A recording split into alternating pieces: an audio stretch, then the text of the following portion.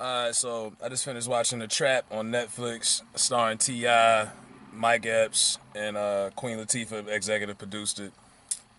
Be honest with you, man, I want my hour and 30 minutes back. It was hard getting through this movie. It took me like 3 times. I had to pause it and I had to question myself, what the fuck am I watching? Typical stereotype, black people frying chicken, running from the cops and shit. T.I.'s a chef. His name is Sonny. His brother's Mike Epps, Dutch. He's a fuck up. T.I.'s doing it big in New Orleans. Get off as a promotion to go to L.A. Goes home, finds out his mama's passing out. She's dizzy and shit. His brother got the place. The family chicken shack is all in shambles. Tiana Taylor is the ghetto girl. That's Hollywood's role for her. They always get her to play the ghetto girl. That's just like the ceiling for her. Unfortunately, she does it really well too, and she's Mike Epps' girl. DC Young Flies in it, and Lil Duval. They play like the side dudes that just hang out. I think they run a car wash or some shit like that. They like kind of like Do the Right Thing when you had Robin Harris and the old niggas hanging out just on the street talking shit. That's what these niggas do. They just there for like little humor relief throughout the movie. And long story short, the whole premise of the movie is they do a raid. Mike Epps is selling weed.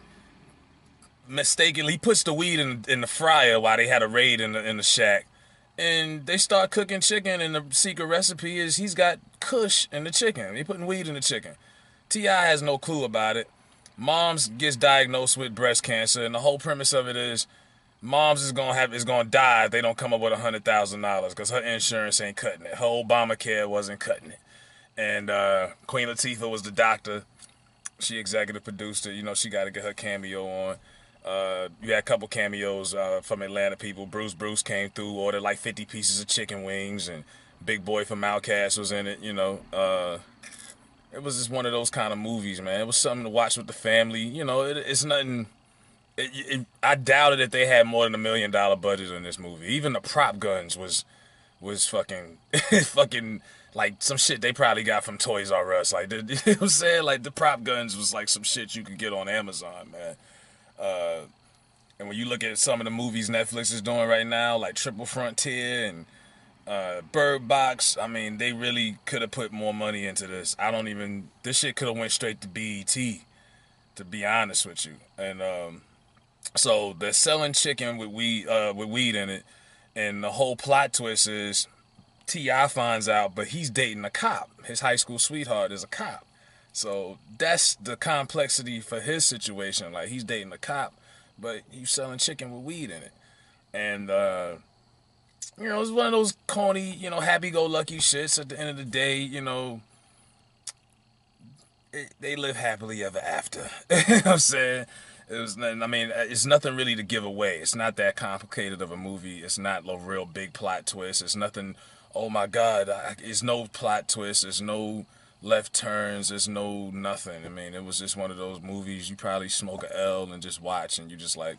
It was one of them kind of films. And at the end of the movie, they go to L.A. where weed is legal, open up the shop out there, and they selling chicken weed, and they live happily ever after. And Loretta Devine, she's always playing somebody's mama. So it was just one of those black films, you know what I mean? But I'm like, damn, why can't we get a high budget black film? I mean, come on, Netflix. I mean, y'all niggas going up on the prices. I mean, I don't personally pay for it, but y'all gotta give niggas more than a $100,000 budget. Like, this movie was real cheap for the people that was in it. You know what I'm saying? It could have been a lot better.